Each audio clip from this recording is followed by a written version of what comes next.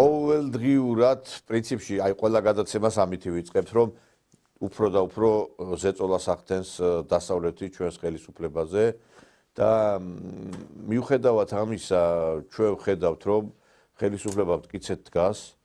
აი ბეწვის ხიდზე გავდივართ, რასაც ქვია, იმიტომ რომ აი ერთი პატარა შეცდომა შეიძლება ძალიან დიდი რაღაც გარკვეულწილად პრობლემები წარმოშვას, მაგრამ ეს ეხლა რა პროცესებიც მიდის არის აი ცეცხლი რო ქრება და აი ქრობის პერიოდი არის უკვე, იმიტომ რომ დაიწყო აღმასვლა თითქოს და მე ნელა-ნელა უკვე ჩვენ ვხედავთ, რომ აი ტემპი და ცეცხლის ისეთი აღარ არის, როგორიც ადრე იყო, ამიტომ რომ ამიტომაც იყო სააკაშვილი სხვათა შორის გუში გამოვიდა და გამწარებული იყო, რომ ამ ხალხს რომ მოკავთო, რატო მოკავთო, თუ კი შედეგს არ დადგებთო და მე ისიც კი დაწერა, რომ რაღაცნაირად უმაყოფილობა გამოთქვა იმასთან დაკავშირებით, რაც ეს პროცესები მიდის და ძალიან კარგად ხდება სააკაშვილი, რომ ყველაფერი პრინციპში მათ სასარგებლოდ არ მიმდინარეობს.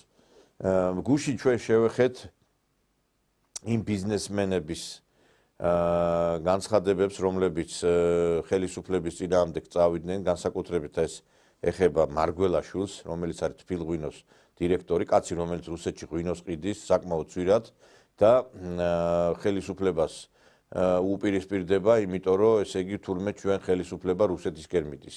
კაცი ყიდის რუსეთში ღვინოს და ხელისუფლებას უპირისპირდება, იმით რომ თურმე ჩვენ არ მივდივართ მისკენ, ევროპისკენ. აი ესეთი ადამიანები ბევრი არის სამწუხაროდ ქვეყანაში, მაგრამ მე მაშინაც აღვნიშნე, რომ ყავს ჩვენ ბიზნესმენები, რომლებიც სახელმწიფოებრივად აზროვნებენ ნამდვილად და ერთ-ერთი არის ეს პიროვნება, ვიზეც გუშინაც ვქვი და ეხლაც გავიმეორებ, რომ ეს არის სწორი პოზიცია.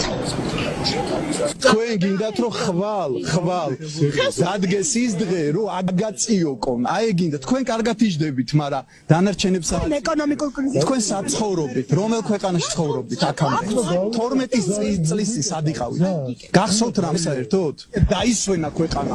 არც ომში ხარ და არც უკრაინის ის არა გვაქვს სიტუაცია. ერთ რამს გენ უკრაინაში მოგწონს რაც ხდება? უკრაინაში ომია, რომელიც დაიწყო მოგწონს თქო გეკითხა პასუხი. არა, ომი არავის არ მოსწონს. მე რა უქნეს ქვეყანას ნახე?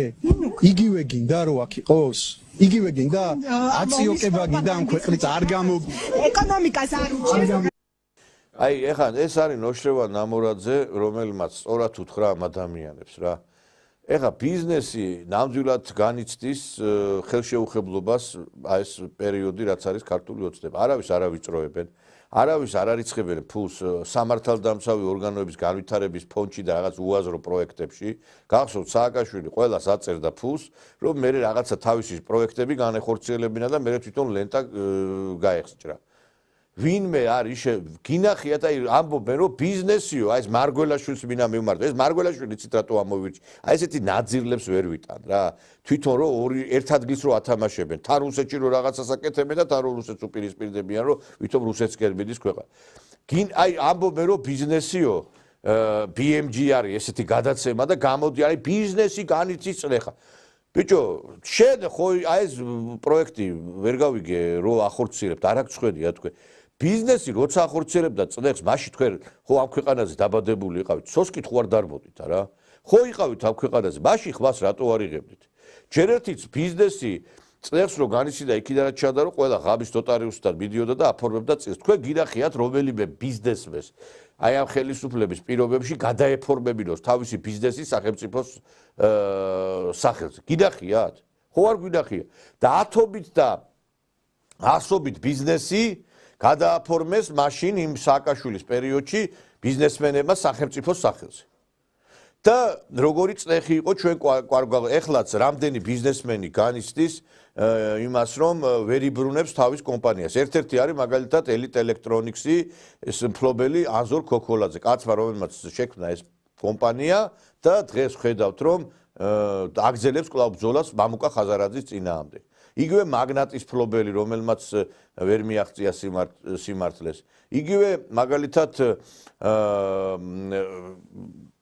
ქიბარ ხალვაში, რომელსაც დაუწვეს ეს პროქტერ ენ გემბელი ქონდა რაღაც სასამართლოსთან და სასამართლოს წინ დაუწვეს კომპანია. მე არ ვიცი კიდევ მე პირადად ეხა უამრავი წვრილი ბიზნესმენის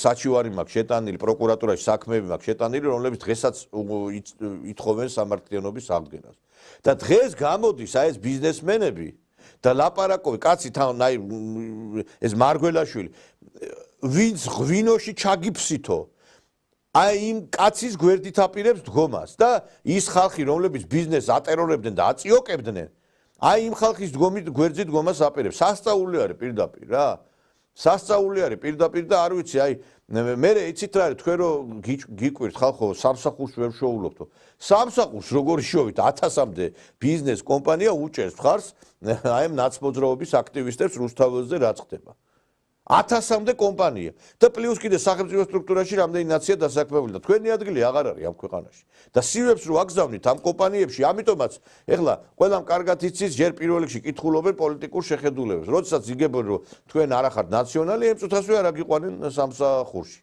და მე ყველაზე უცნაური იცით რა არის აი ხა რესტორატორები რესტორნის ფლობელები და სასტუმროს ფლობელები გამოვიდნენ აქცია ჩაატარეს რომ ჩვენო პრობლემები გვაქვს ჩვენო ფული არ შემოგდისო შეტანოცულო მე ვისგან არ შემოგდის ვინ აწყობს აქციებს რუსთაველზე რამდენი მაღაზია რამდენი სასტუმროა ცენტრალურ გამზირებზე არის თავმოყრილი ყველა ის VIP სასტუმრო და მაღაზია ყველა დაკეტილია და ვის გამოა დაკეტილი რომ ვიღაცას 200-მა ნაძირალამ ჩაიაროს ჩამოიაროს ხან ესე იგი ცოლიანების მარში ხან უცოლოების მარში ხან სიდედრების მარში ხან სიძეების ხან მიშას ცოლების მიშას საყვარლების და აღარ დამთავრდა რა მერე გურულების მარში მეგრელების მარში და რაღაცა იგონებენ რაცა სისულელეს და მერე ხელისუფლების მიმართ აქვს პრეტენზია რატო თანხები არ შემოგდის კატასტროფული სიტუაცია ეხა ბევრი ადამიანი ხდება ამ ახალწეს ჯიბე გამოფხეკილი იმიტომ რომ აი ამ ოპოზიციის გამო იმიტომ რომ აჭარაშიც თბილისშიც დაჯავშტული იყო სასტუმროები მილიონობით თანხა უნდა შემოსულიყო იმიტომ რომ ძალიან ბევრი ადამიანი ჩამოდიოდა რუსეთიდან ბელორუსიდან ყაზახეთიდან სომხეთიდან აზერბაიჯანიდან ნუ ევროპიდან ნუ მცირე ნაწილი და ყველა ხა ვინ ჩამოვა ამ არაულ ქვეყანაში არავინ არ ჩამოვა